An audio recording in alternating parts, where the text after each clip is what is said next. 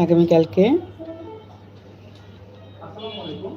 এই মুহূর্তে আমি আছি এশিয়ার সর্ববৃহৎ সাফারি পার্ক গাজীপুর সাফারি পার্কের সামনে। আর আজকের ভিডিওতে আমি আপনাদের গাজীপুর সাফারি পার্ক কিভাবে আসবেন, এখানে আসলে কত টাকা খরচ হবে সবকিছু একটা ইনফরমেশন দেওয়ার চেষ্টা করবো। আর দীর্ঘ 3 মাস বন্ধ থাকার পর এই পার্কের কোন কোন প্রাণী আপডেট করা হয়েছে এই সবকিছু দেখাবো। তো চলেন আপনাদের সাথে ঘুরে দেখি এশিয়ার সর্ববৃহৎ সাফারি পার্ক রাত 9টায়? আচ্ছা আচ্ছা, ঠিক আছে।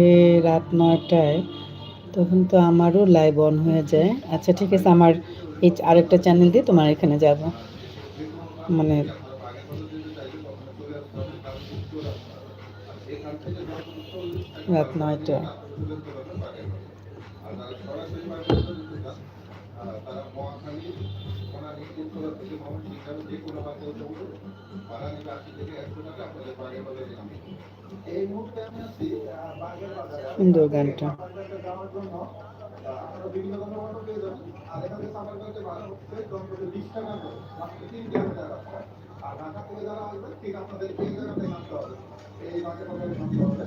আর এখান থেকে সাফারি পার্কের গেটটা ভিতর থেকে